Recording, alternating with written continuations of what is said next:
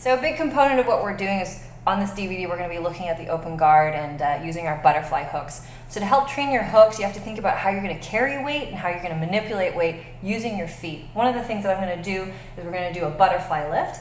And this is a good entry for learning how to do any sort of butterfly sweep, any sort of open seated guard movements. So from here, what I'm going to do is I'm going to make sure I'm seated on my butt, and Stefan's going to go ahead and sit right in front of me.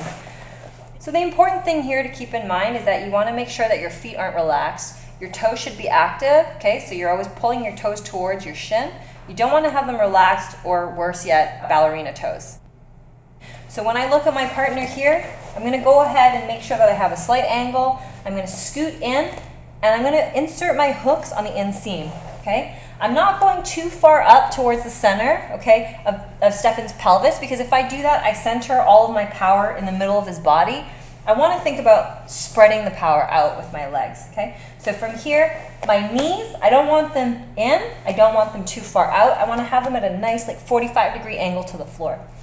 Whenever we're performing any sort of butterfly movement, it's important that our head is not above our partner's head, okay? So if Stefan bends himself down, this is bad for me. I need to think about being able to bring the crown of my head underneath him.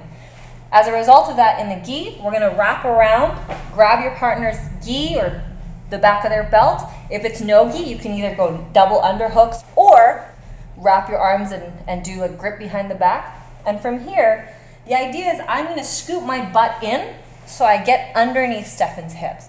As I get underneath Stefan's hips, I'm going to kick my legs up and bring him back down. It's a very controlled movement, but it's a little bit explosive at the same time. So from here, I'm going to scoot in, lift up, come back up.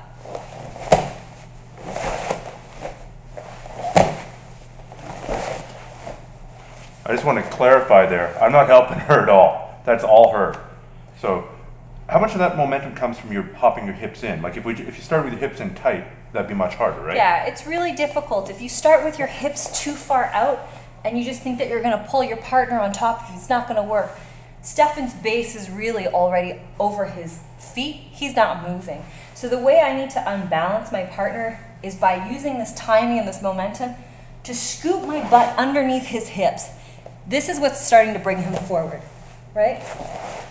Again, if I start too close, I trap my legs and I have no spring here. So you need to think about measuring that distance. So this drill is really good for learning how to set up a proper butterfly sweep, because a lot of times when we're learning a butterfly, we don't think about how far our legs have to be from our partner. I know I had a lot of trouble learning it because I often started a bit too far back or too close. So use this drill to help gauge that distance.